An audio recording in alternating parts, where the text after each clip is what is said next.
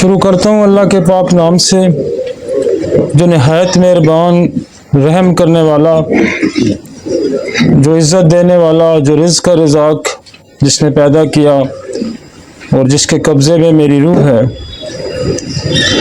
आज हमारे पास जो टॉपिक है, इमरजेंसी ट्रीटमेंट इन होम्योपैथी की जो सेकंड लेक्चर है हमारा। पहला हमने फीवर पे किया था, बुखार पे। तो अब हम हेड से शुरू करें कि हेड की क्या इमरजेंसी हो सकती है, हेड के अंदर क्या इमरजेंसी आ सकती है, उसको हम डिस्कस करते हैं। और ये जो हेड की इमरजेंसी है, ये होम्योपैथिक बहुत अच्छा तरीके से डील करती है और इसमें बहुत सारी ऐसी चीज़ें हैं जो हम डिटेल से डिस्कस करेंगे। दूसरे तरीका इलाज में भी ये बड़े मुश्किल से हेड की इमरजेंसी कंट्रोल होती है, लेकिन होम्योपैथी अगर आपको सही समझ के दवा दी जाए और आप कॉजेटिव फैक्टर को एड्रेस करके दवा देंगे तो इतनी मज़ेदार इमरजेंसी जो है हेड की ठीक होती है, जिसमें स्ट्रोक है, जिसमें हेडेक है, जिसमें सीजर है, फिट्स हैं, जिसमें आपकी ट्राइजेमिनल एलर्जिया है। तो वो सारी एक हम आपको लिस्ट भी देंगे मेडिसिन की हेड की। हम सिर्फ हेड की डिजीज़ तो बहुत ज़्यादा हैं, लेकिन हम सिर्फ हेड की इमरजेंसी करेंगे कि हेड के अंदर क्या इमरजेंसी आ सकती है। No text found at that location.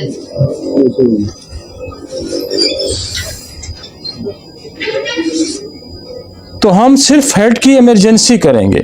Head की जो डिजीज़ हैं वो तो बेशुमार हैं और उस पर तो पूरा एक डिपार्टमेंट है न्यूरोलॉजी पे और हेड पे, लेकिन हम सिर्फ इमरजेंसी करेंगे कि इमरजेंसी अगर कोई हेड की हमारे पास आ जाती है तो हम उसमें हमारे पास क्या ट्रीटमेंट है और किस तरह उसको हम हैंडल करेंगे।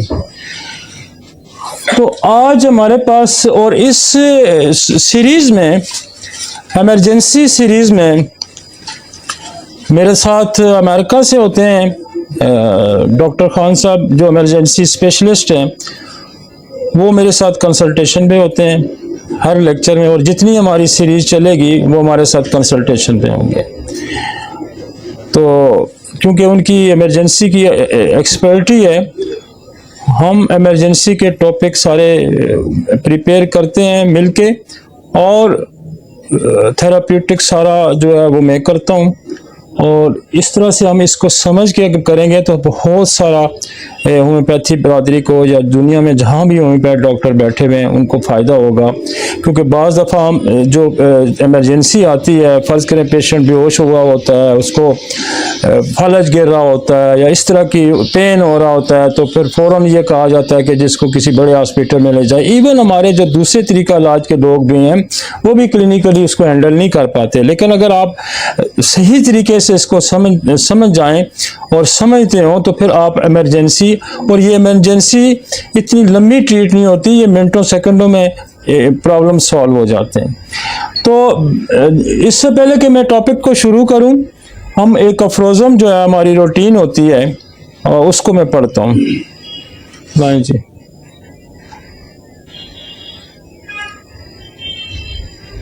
ये अफरोज़म नंबर 75 है। यक तरफा अमराज की पहली किस्म में इस बात का ताल्लुक मालिक की समझ और अदराक पर मुनहसर है कि वो मर्ज का खाका तैयार करने के लिए जो अलामात दरकार थी वो हासिल ना कर सका या कर सका। होता ही है कि सारा इन्हिसार जो है ना वो केस टेकिंग पे है।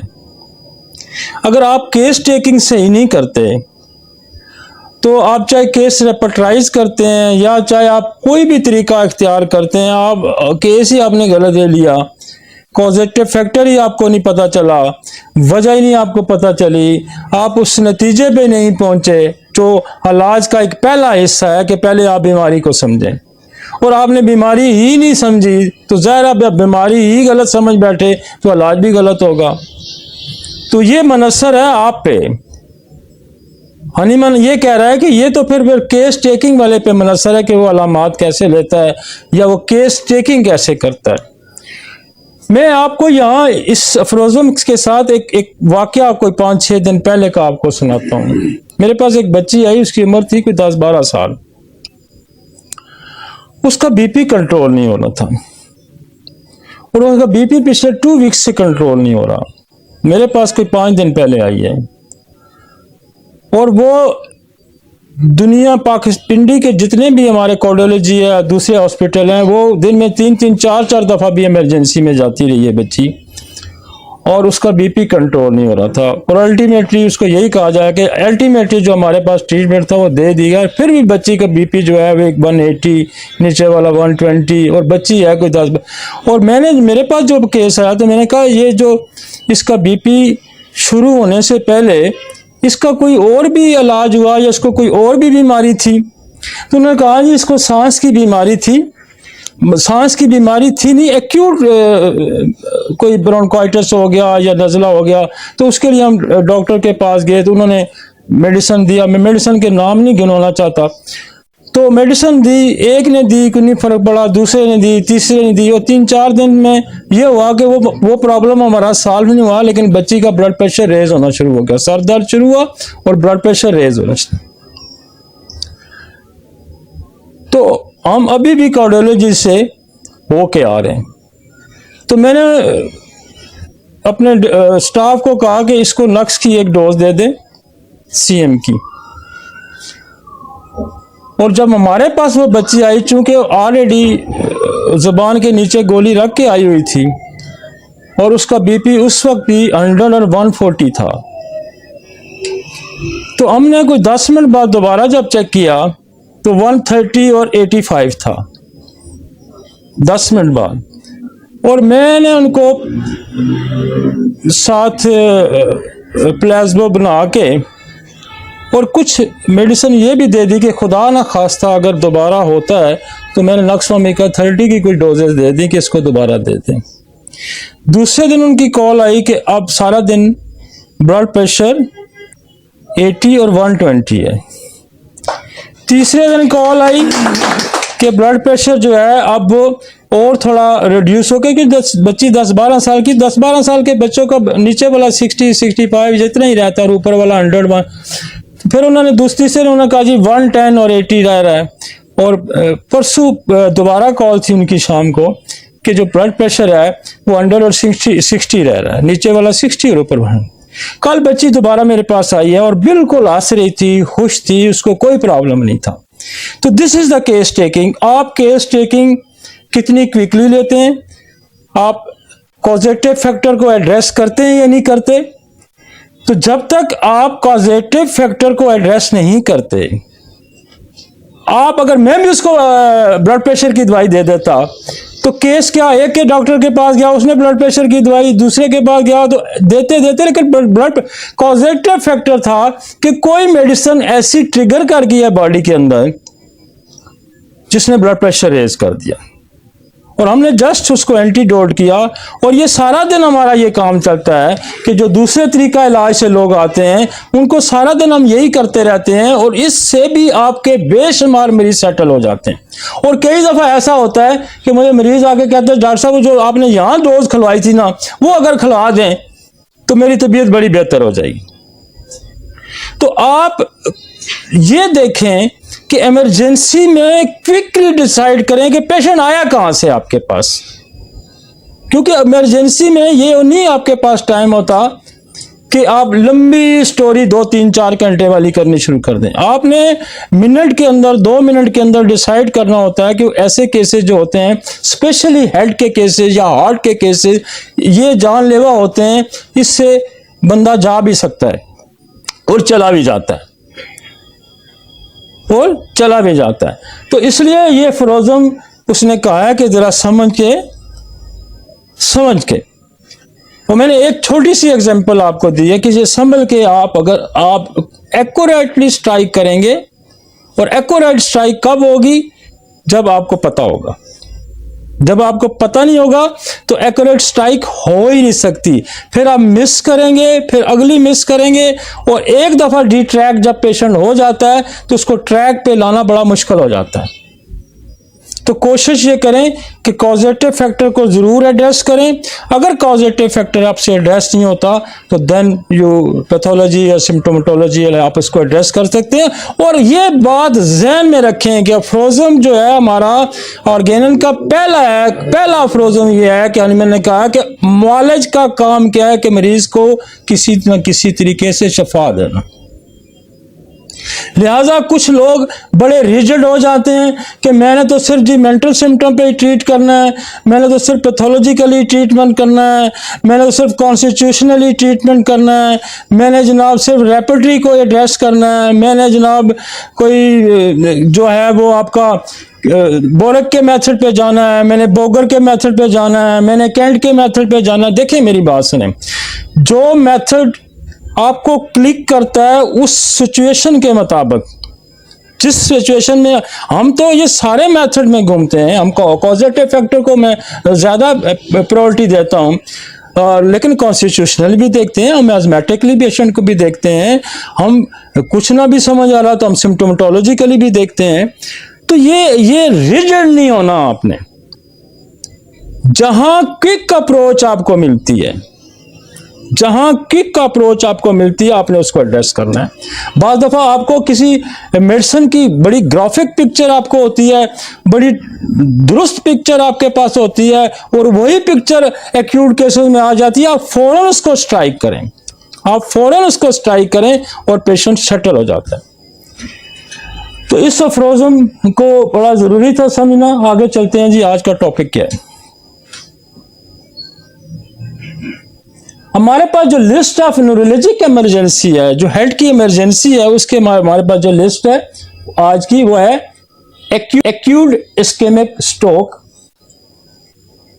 Acute haemorrhagic stroke, acute seizure and state of epileptic. Seizure मतलब फिट्स पड़ना, झटके लगना, या जैसे मिर्गी का दौरा होता है, या सीजर जैसे भी झटका लगता है हम उसको एड्रेस करेंगे।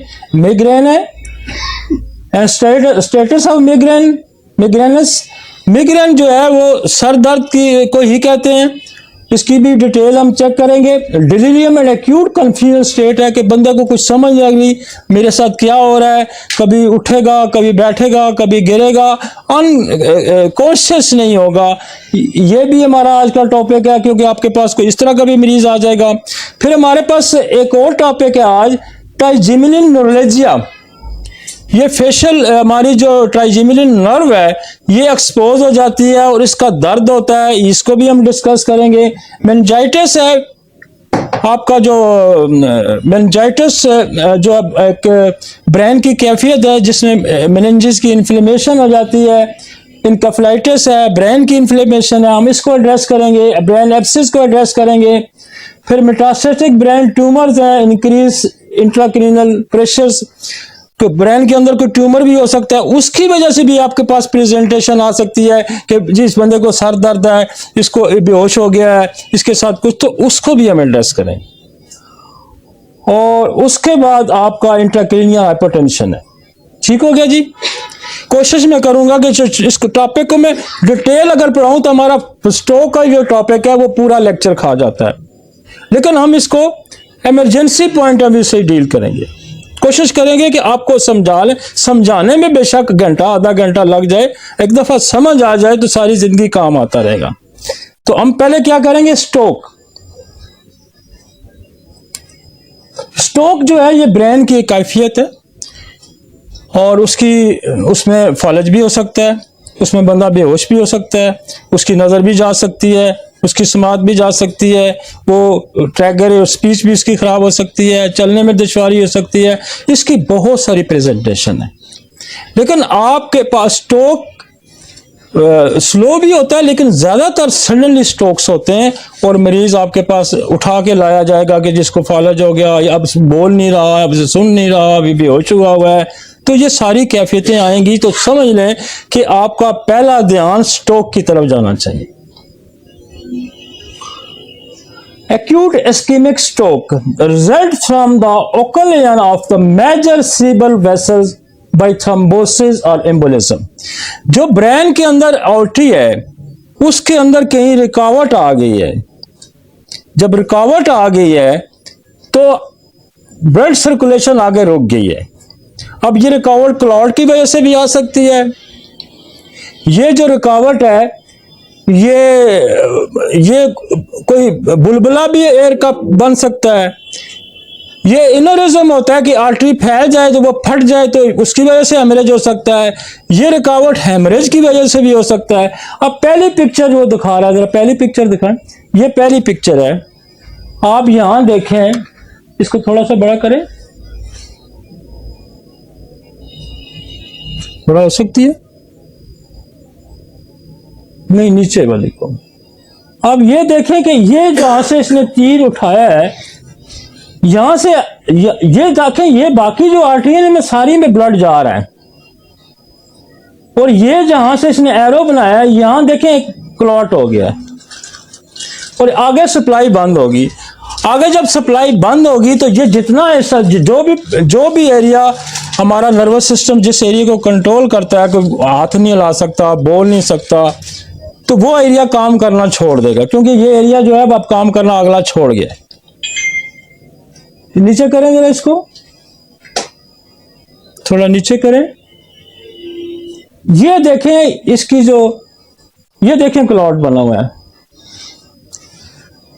ये क्लॉट बना हुआ है, ये ऑब्स्ट्रक्शन होगी। अब जहां आर्टरी के अंदर ऑब्स्ट्रक्शन होगी तो क्या होगा कि आगे सप्लाई बंद होगी, ब्रेन के अंदर आगे सप्लाई बंद होगी। अब ब्रेन के अंदर आगे सप्लाई बंद होगी तो क्या होगा कि ब्रेन की डेथ होनी शुरू हो जाएगी, आगे फंक्शन नहीं होना शुरू, फंक्शन बंद हो गया।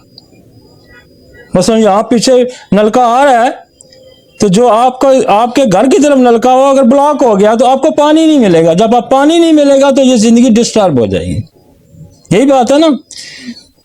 तो ये जंग का एक असूल भी होता है कि दुश्मन की सप्लाई लाइन काट दी जाती है, पता है ना। जब सप्लाई लाइन काटी गई तो आगे जो फौज है वो भूखी मरेगी। आसान सी समझ की बात है कि जंग होती है तो क्या सबसे पहले कोशिश होती है कि दुश्मन की सप्लाई लाइन काटी जाए। तो मर्ज भी क्या करता है, ये मर्ज क्या करता है कि यहां क्लॉट होकर आगे सप्लाई लाइन बंद कर देता है। सप्लाई लाइन बंद होगी तो दुश्मन मरना शुरू हो गया, क्योंकि मर्ज का दुश्मन जो है वो मरीज है। तो आप यूं समझें कि ये सप्लाई लाइन। अब हमारे पास मेडिसिन होती हैं और कुछ मेडिसिन हमारी ऐसी होती हैं कि जो मिनटों सेकंडों में अगर ये यहां से रिमूव नहीं होता तो ये डिफरेंट चैनल से ये पीछे भी एक सप्लाई लाइन ऊपर पड़ी होती है, किसी ना किसी तरीके से टिश्यूज को एक्टिवेट करके नर्वस सिस्टम को तेज करके वहां सप्लाई बहाल की जाए। बाद दफा होता है ना, एयर ट्रैफिक आ जाती है, यहां प्रॉब्लम हो गया, सप्लाई खत्म होगी तो क्या फिर एयर ट्रैफिक देते हैं ना कि यहाँ सामान पे सैलाब आ जाता है, किसी जगह पे लोग फंस जाते हैं, तो फिर क्या तरीका किया जाता है कि कोई और तरीका किया जाए कि ये सप्लाई बहाल करने में तो टाइम लगेगा, इसलिए कोई और तरीका इख्तियार किया जाए। जैसे सैलाब में लोग गिर गए, जलजिला आ गया दबाव, तो वो क्या होता है कि एयर ट्रैफिक जो है जिसको नीचे से जाने में कोई मसला नहीं, एयर ट्रैफिक के ये चीजें फेंकी जा सकती हैं। इंसान के अंदर खुदा ने एक ऐसा निज़ाम रखा हुआ है कि जब एक सिस्टम बंद होता है तो फिर कोशिश की जाती है कि अल्टरनेटिव सिस्टम से कहीं से सप्लाई दी जाए ताकि इसको, लेकिन इसके बावजूद भी जब बंदा पैरालाइज कर गया, नहीं सेटल हुआ, तो इसका मतलब है कि जिस्म ने पूरी कोशिश की लेकिन मामलात ज्यादा सीवियर हैं, खराब हो गया।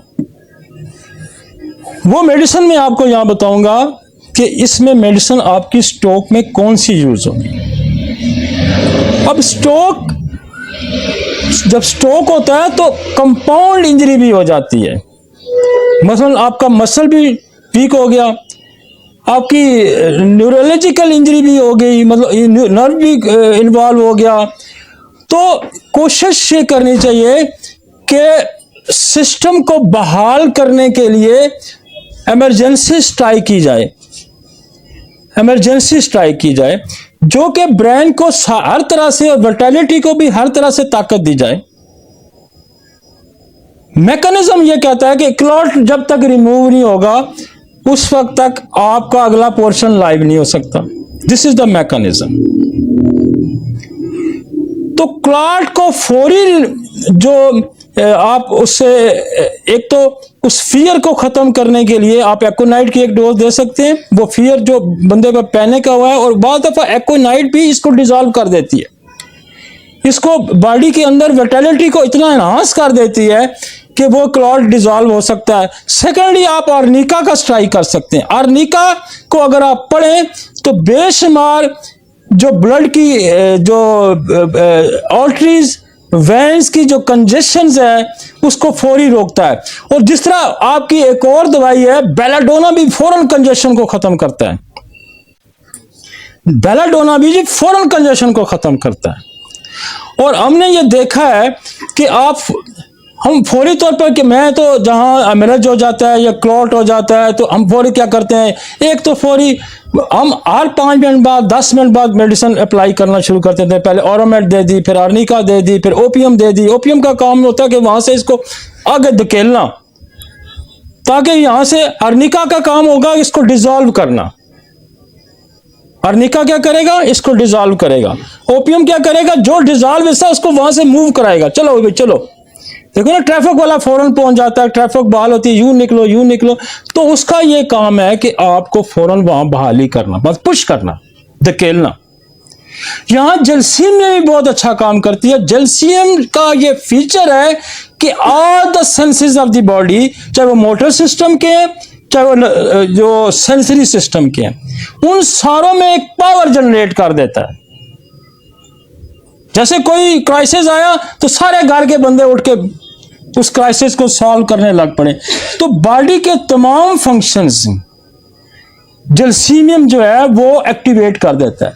इवन जलसीमियम के अंदर यह भी लिखा हुआ है कि आपकी जो ब्लड सर्कुलेशन स्लो होगी उसको तेज कर देगी। इसलिए आपको पता है जलसीमियम का मरीज क्या होता है, ड्रोजी सा होता है, उठना नहीं चाहता, लेट जाता है। उसकी वजह के सारी सिस्टम जो है ना वो स्लो हो जाते हैं। और मैं आपको बताऊं कि ये जो मैं आपको इमरजेंसियां बता रहा हूं, ये मिनटों में हल होती हैं। हमने स्ट्रोक के पेशेंट 2-2, 4-4, 6-6, 10-10 मिनट के अंदर उठाए हैं और उठ के चले हैं, वो बिल्कुल चले हैं। और ये इमरजेंसियां हम रोज डील करते हैं। आप सिर्फ दवाइयों को समझने की अब इस तरह की एक और दवाई है जैसे कास्टिकम। अब कास्टिकम भी है ना कि बेसिकली ये सारी फालेज की दवाइयां हैं। अब ये क्लॉट जमा हो गया, हेमरेज जमा हो गया, ये तो बेसिकली सिस्टम पैरालाइज कहीं ना कहीं कर गया।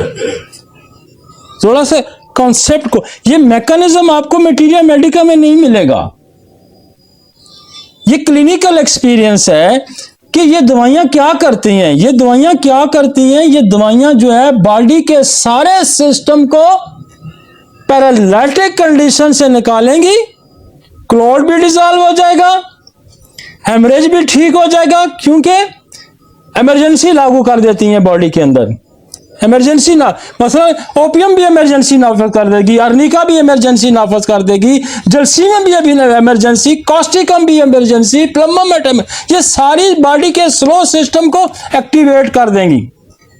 तो जिस वजह से क्लॉट बन रहा है, जिस वजह से हेमरेज बन रहा है, वो सारी वजह ये खुद ही पे डील करेंगी। जब इनके अंदर सारे सिस्टम एक्टिवेट हो जाएंगे, ये सारी पैरालाइटिक। देखें फलसफा ये है, कॉन्सेप्ट को जरा क्लियर करें। कॉन्सेप्ट ये है कि बॉडी का कोई भी सिस्टम पैरालाइज कर गया, ब्लड को क्लॉटिंग सिस्टम पैरालाइज कर गया, काम छोड़ गया। क्लॉट को कम करने वाला, क्लॉट को डिसॉल्व करने वाला जो फंक्शन है वो पैरालाइज कर गया। तो आप जब थेराप्यूटिक्स पढ़ते हैं तो आपको क्लॉट की दवाइयां कम मिलती हैं और पैरालिसिस की दवाइयां ज्यादा मिलती हैं। इसका क्या मतलब है कि ये और दवाइयां ये काम करती हैं, जर्सी में भी काम करती है, ओपियम भी काम करती है, कास्टिकम भी काम करती है। और जो मैकेनिज्म की दवाइयां आपके पास, वो आर्निका है क्लॉट को डिसॉल्व करने के लिए, आपके पास लेक्सिस है क्लॉट को डिसॉल्व करने के लिए, आपके पास क्रोटेलस है, आपके पास बोथरोब है, आपके पास वाइपरा है, ये सारी क्लॉट को डिसॉल्व करने वाली दवाइयां।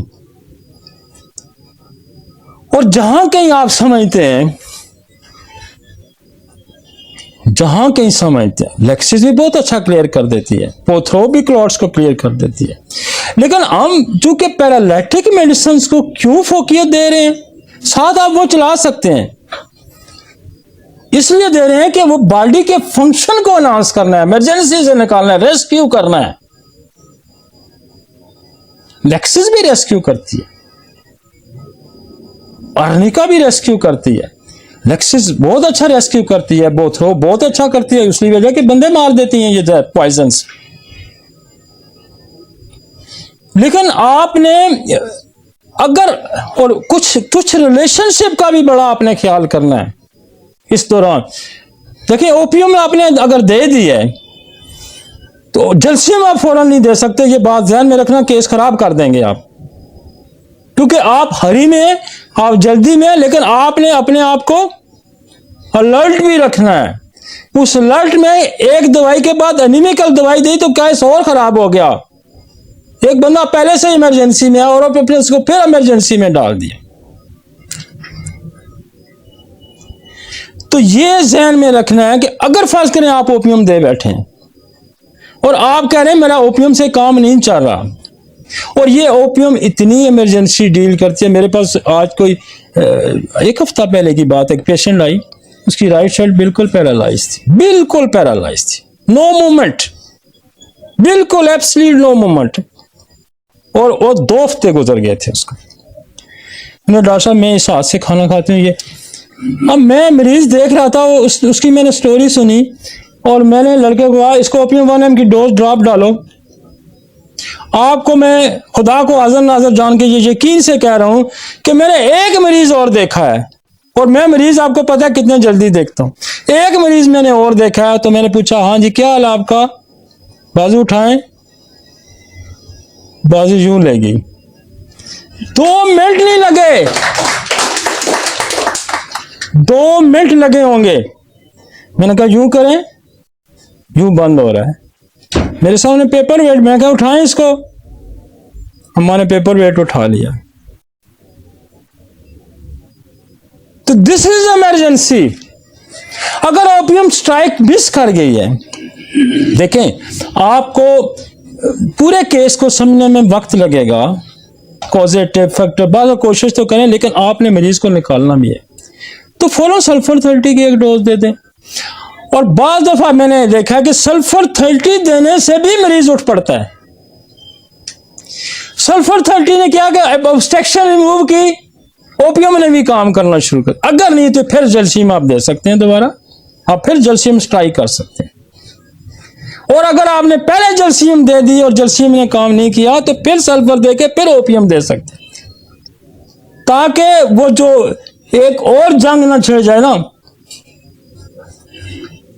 2 मुख्तलिफ जो एनिमिकल फोर्सेस हैं वो आपने गट्ठी वहां डाल दी हैं, तो लड़ाई शुरू होगी, बजाय इसके कि वो प्रॉब्लम सॉल्व करने के उन्होंने प्रॉब्लम को खराब करना शुरू कर,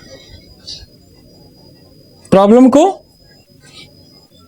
अभी हमारे एक दोस्त हैं, उनकी मिसेस को प्रॉब्लम हुआ और वो रास्ते में मेरी बात हुई, मैंने कहा जी आप इसको कैम्फर संगवाएं, नहीं बेहतर हुई। मैंने कहा ओपियम की एक डोज दें, नहीं बेहतर हुई। पेशेंट इमरजेंसी पहुंच गया इतनी सफ़र में, तो क्या जी नहीं बेहतर हुई।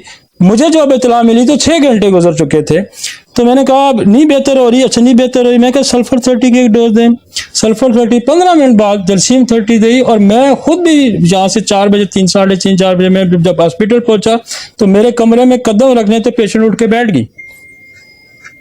6-7 आवर्स अनकॉन्शियस, नो मूवमेंट, आई भी ब्लिंक नहीं कर रही थी।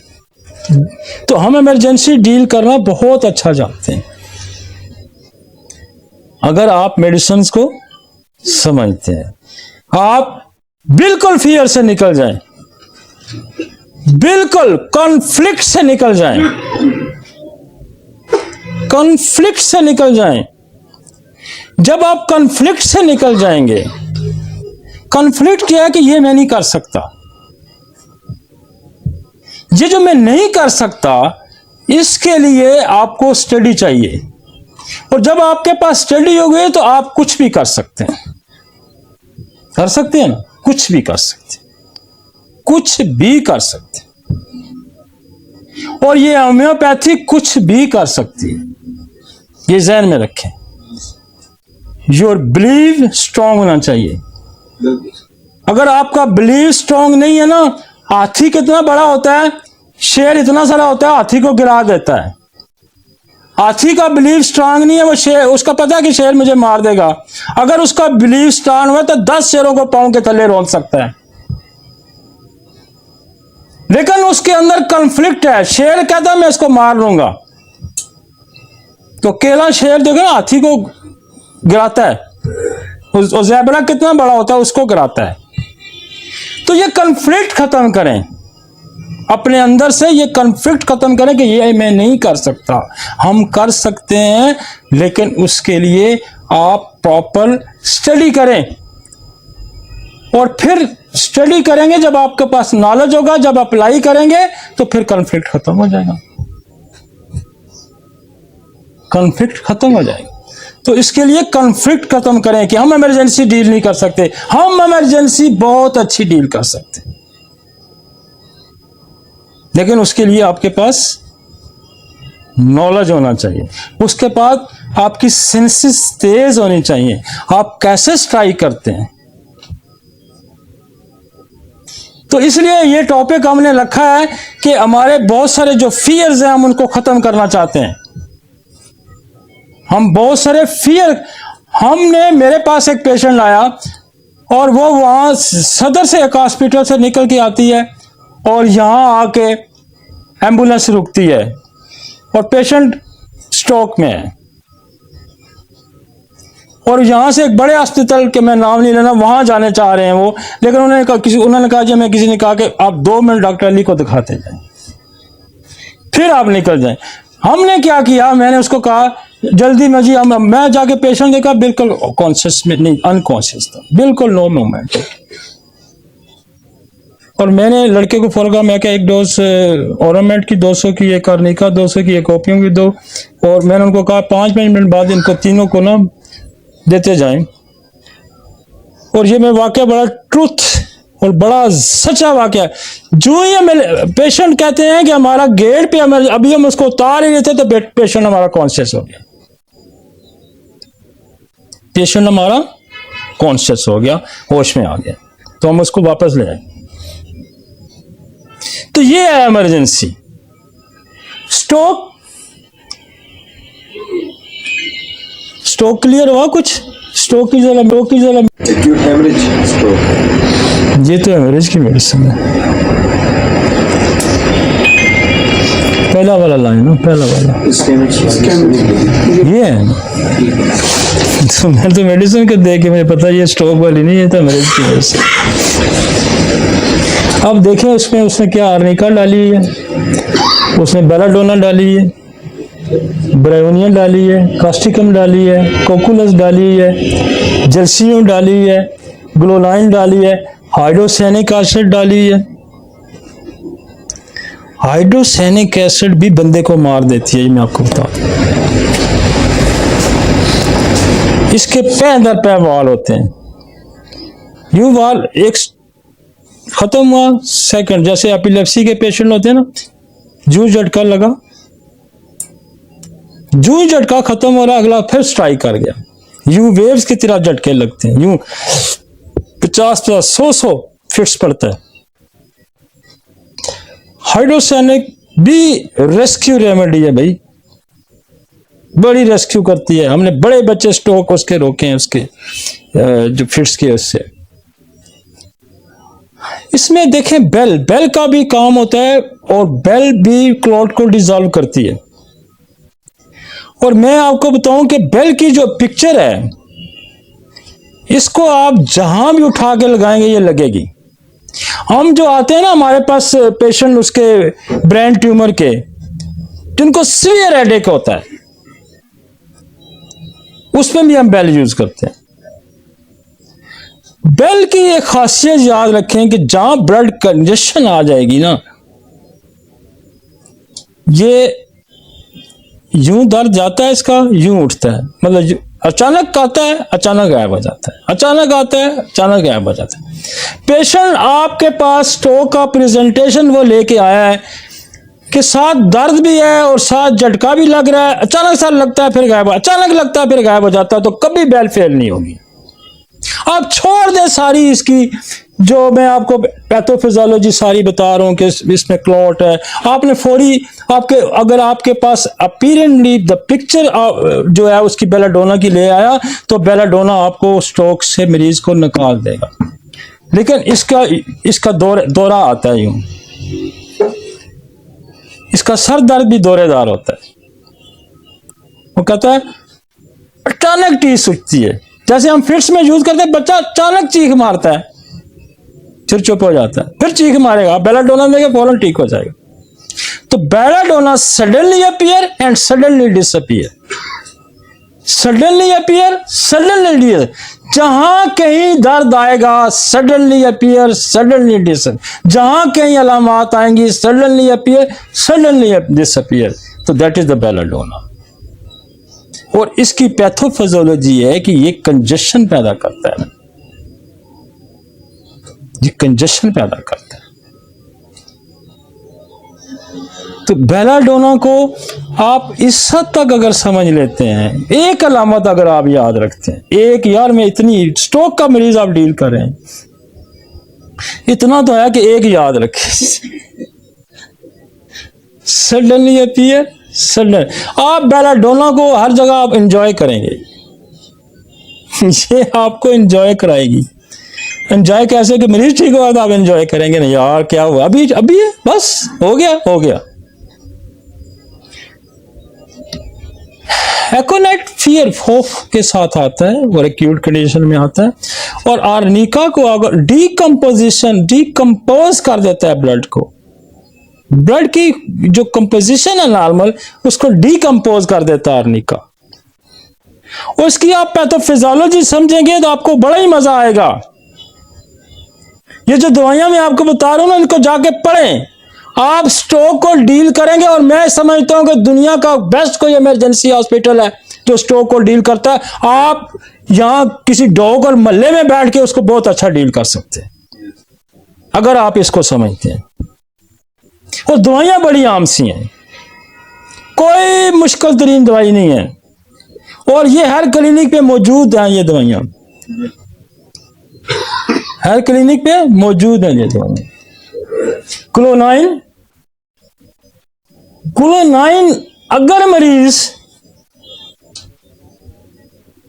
सनस्ट्रोक के साथ आया है, सनस्ट्रोक के साथ आपका ये साथ आया हुआ बंदा क्या जी धूप में फिर रहा था, डॉक्टर साहब बस ये आया घर, ठंडा पानी पिया, कुछ किया तो इसके साथ ये हो गया। तो क्लोनाइन ये बेलाडोना से भी एग्रेसिव है। यहां एक और दवाई बड़ा अच्छा काम करती है, हेलिबोरस, और उससे भी मैंने बड़े स्ट्रोक के मेनिंजाइटिस के केसेस हमने ठीक किए। मेरे पास एक पेशेंट था और वो आया गर्मी में, गया कहीं इधर कश्मीर की तरफ, धूप लगी उसको, पिंडी का रहने वाला था, तो कहता हम सफर करते रहे, तो वापस आया। पूरा 1 महीना वो यूं करता था, यूं करता था, पूरा महीना वो मुख्तलिफ अस्पतालों के चक्कर काटता रहा, पूरा 1 महीना वो सही बैठ ही नहीं सकता था। डॉक्टरों को कुछ समझ नहीं लग रही थी कि क्या हो रहा है। मेरे पास आया, वो मेरे जानने वाले थे, वो लेके आए उसको, और हमने उसको पहले दी, नक्स दी, बेल दी, क्लोनाइन दी। मैंने उसको उधर रख लिया। ऐसे मरीजों को मैं तो लौटा लेता हूँ क्लिनिक पे, मैं कहता रखो जी इसको, घंटा 2 घंटे रखते हैं इमरजेंसी में। जब मैंने उसको एलिबोरस दी तो मैंने कहा क्या हाल है, कहाँ हो? कहता है आपके क्लिनिक में हूँ। मैं कहा पहले वो नहीं बता सक रहा था कि मैं कहाँ हूँ। मुझे 2 हफ्ते लगे और वो फिर क्रिकेट रनिंग तो सारा कुछ कर रहा था। तो एलिबोरस भी आपको माइंड में रखनी चाहिए। जब कहीं पेशेंट्स इन्फ्लेमेशन ब्रेन के अंदर हो जाती है, ये मेनिंजाइटिस की भी बड़ी दवाई है। और ये सनस्ट्रोक से मरीज आपके पास आया हो तो आपको बेलाडोना है, आपके पास ग्लोनाइन है, बड़ी दवाई है, आपके पास एलिबोरस है, आपके पास नेट्रम कार्ब है। आप इंटरकरंट करें सोल से, आपका पेशेंट नहीं समझ रहा, स्ट्राइक करें, आपका पेशेंट नहीं समझ रहा, एक डोज सोल 200 की दे दें, एक डोज जो सन रेज से बनी होती है, सन स्ट्रोक वाले मरीज को एकदम समझ जाएगा, एकदम समझ जाएगा।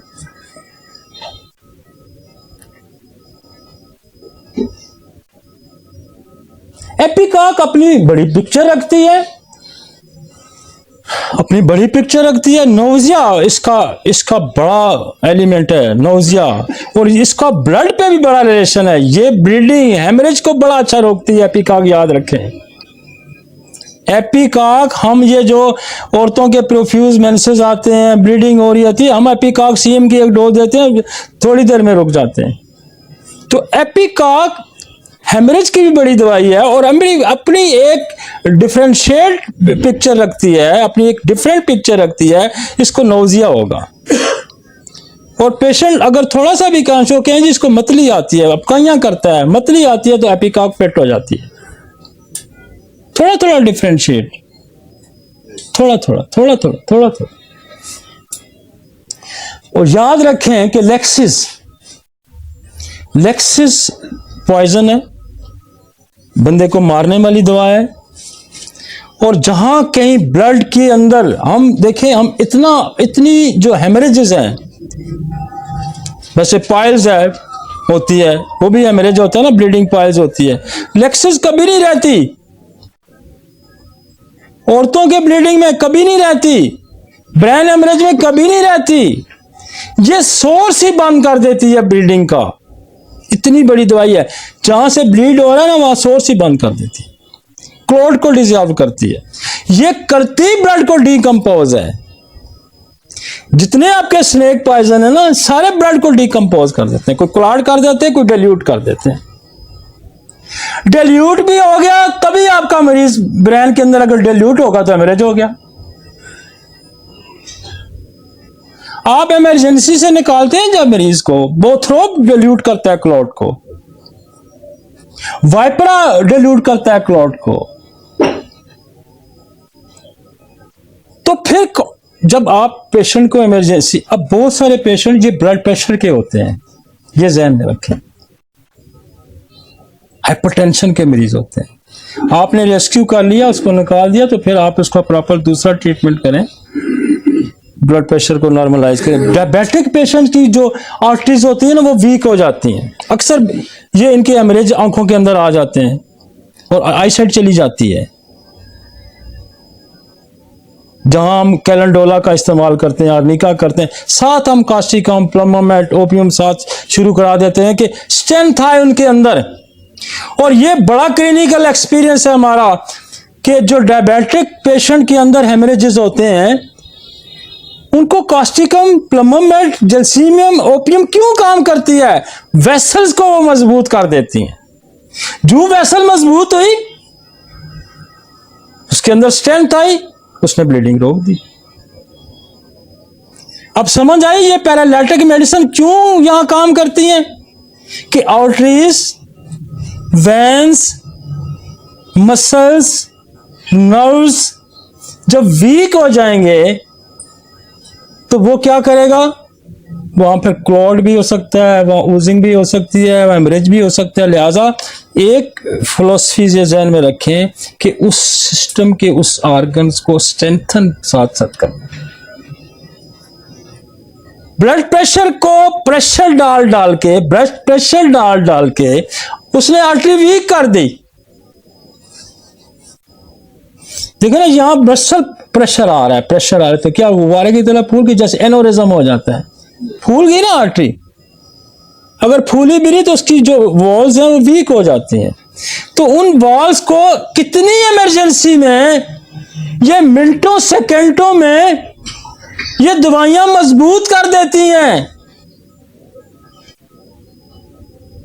जैसे मैंने ओपियम का वाकया सुनाया, मैंने आपको जलसीम का वाकया सुनाया, कॉस्टिकम। मेरे पास एक शराबी आ गया और रात को कोई 1-1:30 बजे आ गए वो, और शफा से वो हो गया, शफा से वो उसकी जबान बंद होगी और चिल्लाए भी साथ उसकी में से, और जी आप बोल नहीं रहा है, लिख लिख के मुझे, और इतना टेंस हुआ एग्रेशन। तो मैंने दवाइयाँ दी, मैंने नक्स दी, जल्शियम दी, कॉस्टिकम दी, सिंगल ऑर्गन पैरालिसिस की दवाई थी, नहीं फर्क पड़ा। मैंने लेबोरेटरी खोली तो मैंने टोंग पैरालिसिस में देखा तो ओपियम लिखी हुई थी। आप यकीन माने मैंने ओपियम उसको दी, 3-4 मिनट नहीं लगे हो गए, मुझे कहता डॉक्टर साहब मैं तो ठीक हो गया हूं। तो शराबियों अल्कोहल की वजह से जो बंद हो जाती थी उसमें एक दवाई लिखी हुई थी ओपियम। तो बाकी मैंने जल्शियम दे दी उसको, क्योंकि जल्शियम मुझे मेरे हाथ में बड़ा अच्छा एक्यूट उसमें काम करती। तो ये 4, 5, 6 जो दवाइयां हैं ये आपको ज़हन में बैठा रखें। आप रेस्क्यू करेंगे स्ट्रोक को, आप करेंगे स्ट्रोक को रेस्क्यू।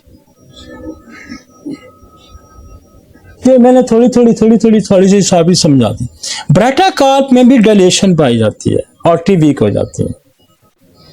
जहां ऑर्गन के अंदर कमजोरी आ गई या ट्रॉफी आ गई, कमजोर हो गया उसमें, और स्पेशली ये जो ब्रेटाकार्प है ना, ये जो आपका वाइट मैटर है ब्रेन के अंदर, गूदा, सफेद गूदा और ग्रे, दो गूदे से ब्रेन बनता है, व्हाइट मैटर और ग्रे से।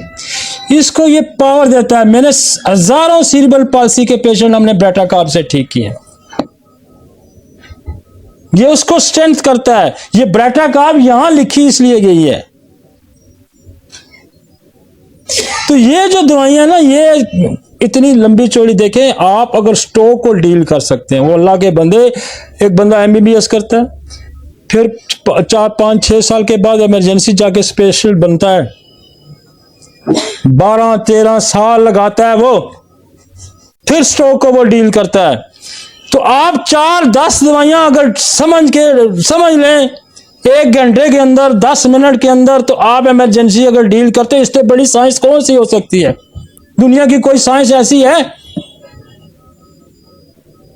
मुझे कोई बताए।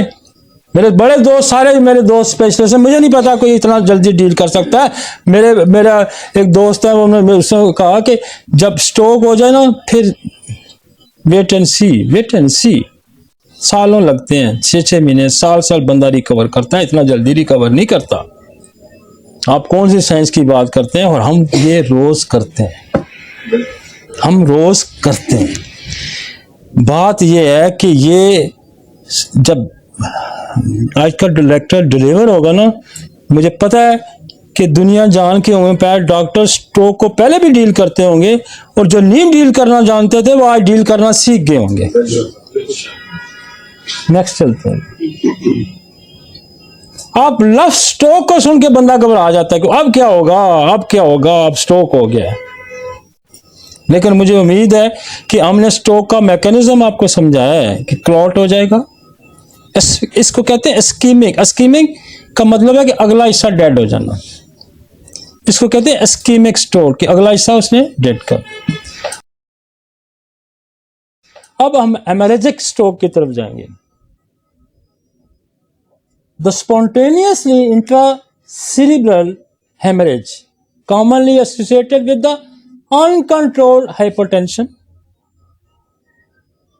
Subarachnoid hemorrhage usually due to aneurysm of the cerebral vessels or arteriovenous malformation. आप जरा एक पिक्चर में वो दोबारा दिखाएं जरा, एनोरिज्म वाली जो पिक्चर थी।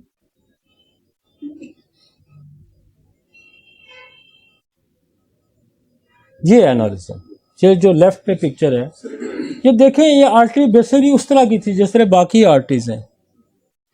ये बाकी आर्टरी, ये आर्टरी देखें ना, गुब्बारे की तरह फूल गई है प्रेशर पड़ के, चाहे वो ब्लड प्रेशर की वजह से, दवाइयाँ खा के, या कुछ डायबिटिक होने की वजह से ये वीक हो गया, वीक होके ये फूलना शुरू हो गई। अब क्या होगा, इसने किसी वजह फट जाना है, इसने किसी जगह भी फट जाना है, क्या होगा? ब्लीड होगा, ब्लीड होगा तो क्या होगा? स्ट्रोक हो जाएगा। अगर आपका सीटी आपके पास आ जाता है और पेशेंट का एनोरिज्म है, हम एनोरिज्म को इधर भी ठीक कर सकते हैं,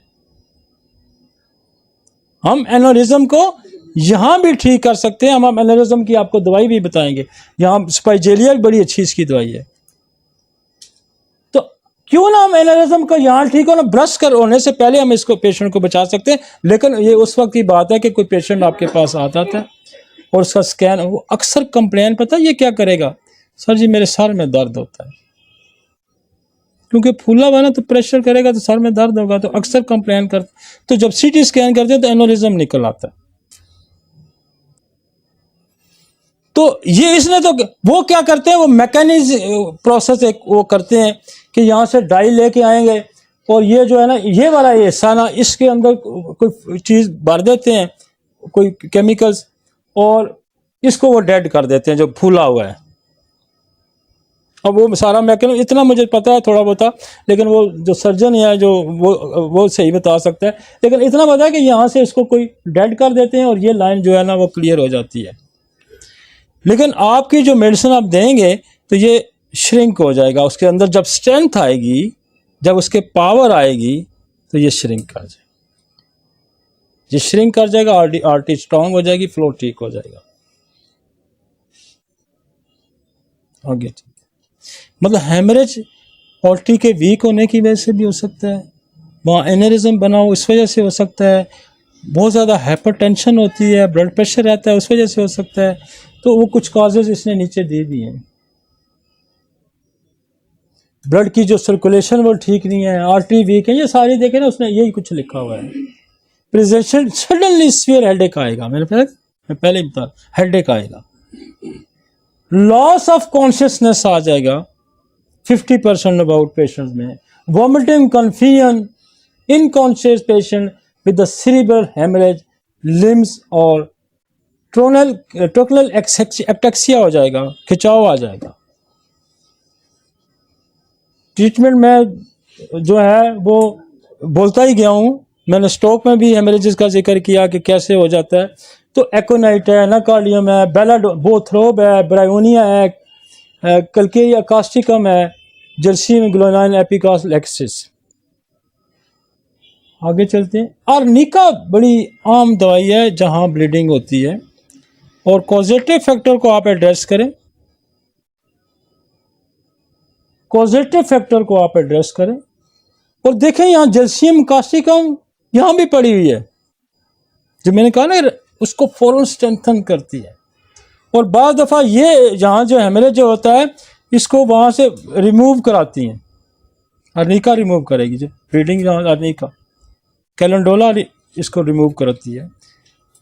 लेकिन ये स्ट्रोक आपने कहा ओ जी पहले स्ट्रोक हुआ था 6 महीने पहले, साल पहले, ओ जी दोबारा स्ट्रोक हो गया, उसको सुनते हैं ना। उसकी वजह है कि वो रीजन नहीं खत्म हुई, वो रीजन उधर ही थी, वो वजह उधर ही थी। वजह खत्म करनी है आपने। वजह क्या करनी है खत्म है कि आपने स्ट्रेंथन करना है, ब्लड क्लॉटिंग हो रही है उसको डिल्यूट करने की आपके पास मेडिसिन है, उसको डिल्यूट रखना है, आर्टीरियल फंक्शंस को इम्प्रूव कराना है, तो वो सारा कुछ होता है। हम क्या करें, हम इमरजेंसी डील करें। हमने इसको पेशेंट को निकाला, पेशेंट जब निकलेगा तो उसका कॉन्फिडेंस बड़ा आप पे आ जाएगा कि नहीं ये डॉक्टर जो है ना इसने मुझे बचाया है। अब डॉक्टर साहब क्या करना है, फिर आपने उसका प्रॉपर ट्रीट। ठीक है जी।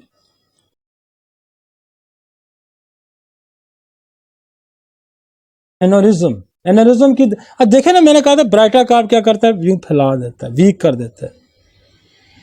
हाइपोट्रॉफी, फैल जाना, गले नहीं बढ़ जाते, टॉन्सिल क्या होता है, व्हाट इज द, यहां क्या होता है, टॉन्सिल फूल जाते हैं, this is the baryta carb. आई समझ इसकी फिलोसफी यार। जब आप ये समझना तो आप उठा के जहां मर्जी लगाएं इसको। टॉन्सिल क्या होते हैं, इनलार्ज, ये भी क्या होती है, इनलार्ज, बढ़ गया, दिल बढ़ गया, फैल गया, भ्रष्टाचार फैलने के अमल को स्ट्रेंथन करता है। बड़ी जबरदस्त दवाई है ये आर्टेरियल उसकी, ये और इसकी और दूसरा प्रेटाम्योर, जो आर्टेरियल सेक्लरोसिस हो जाता है और सेक्लरोसिस होके ब्लड क्लॉट बनता है, आर्टरी नैरो हो जाती है, नैरो होके ब्लॉक कर देती है। प्रेटाम्योर बहुत अच्छा करती है। ये लॉन्ग ट्रीटमेंट्स। एक्यूट आपने कैसे निकालना है वो मैंने आपको बताया। आर्निका, ओपियम, जर्सियम, कास्टिका, लेक्सिस, एक्यूट से हम निकल जाए। जहाँ कहीं रुकता है सल्फर 30 की दें, जहाँ कहीं रुकता है रेडियम की एक डोज दें, काम चल पड़ेगा।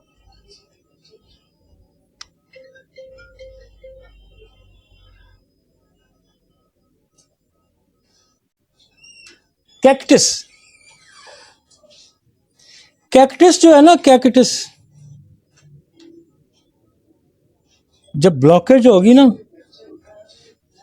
स्टीनोस होगा, आर्टरी के अंदर ब्लॉक हो जाएगी, तो पेशेंट फील करता है यूं शिकंजा पड़ गया है, ग्रिप पड़ जाती है।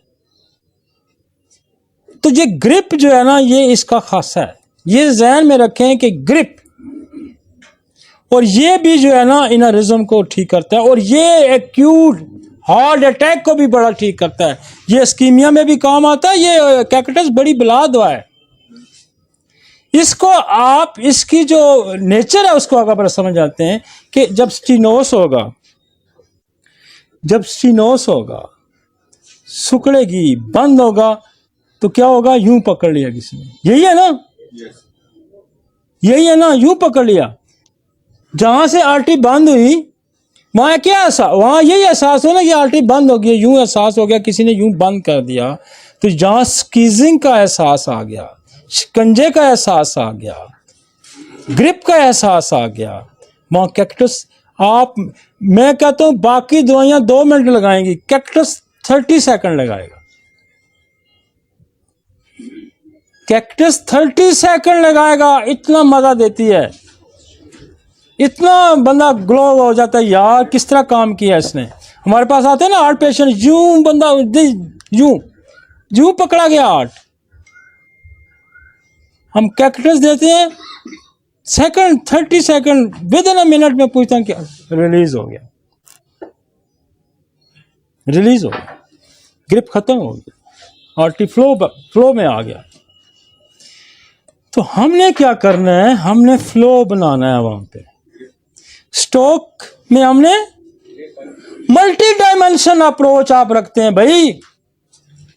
आप एनरिज्म को ठीक करने के, आप क्लॉट को ठीक करने के लिए, आप सारी नर्वस सिस्टम को, मसल्स को, ब्रेन को स्ट्रेंथन करने की आपके पास दवाइयां। यार आप कहां से होम्योपैथी को पकड़ेंगे, आप जिधर से भी आप जिधर से भी इसको पकड़ेंगे ये आपके काम आएगी। मैं थेराप्यूटिक्सली हम क्यों आपको पढ़ा रहे हैं, मैं मटीरिया मेडिका पे लेक्चर शुरू में मैं देता था, लेकिन हम फेस क्या कर रहे हैं, हम फेस क्या कर रहे हैं। हमारे पास बुखार आ गया, डंगी आ गया, फलाना बुखार, टाइप, फेस क्या कर रहे हैं भाई। आपने टाइफाइड पढ़ी आप भूल जाएंगे, आपने बैक्टीरिया पढ़ी आप भूल जाएंगे, और निका भूल जाएंगे। लेकिन थेराप्यूटिकली आपको चीजें 5-7 मेडिसिन आपकी ट्रिप पे आ जाएंगी। यार स्ट्रोक है, मुझे जर्सियम याद रखनी है, मुझे अर्निका याद रखनी है, मुझे कास्टिकम याद रखनी है, मुझे ओपियम याद करनी है, मुझे प्लम्बम याद करनी है, मतलब 5, 4, 6 मेडिसिन यू टिप्स पे आनी चाहिए, फिर आप स्ट्राइक कर सकते, फिर आप स्ट्राइक कर सकते। और जो जो पेशेंट संभलता जाए आप उसकी हिस्ट्री साथ साथ लेते जाएं। फैमिली में हिस्ट्री है, फैमिली में कैंसर है, शुगर है, ब्लड प्रेशर है, क्या है, जब वो तो होश में ही नहीं होगा ना, आपने रेस्क्यू कर लिया, फिर आप उसको मैनेज करते जाएं, फिर आप उसको क्योर करते जाएं, ठीक है। और कॉजेटिव फैक्टर फिर एड्रेस करें ताकि अगला अटैक ना हो। वो कहते हैं ना सेकंड अटैक फिर जानलेवा है।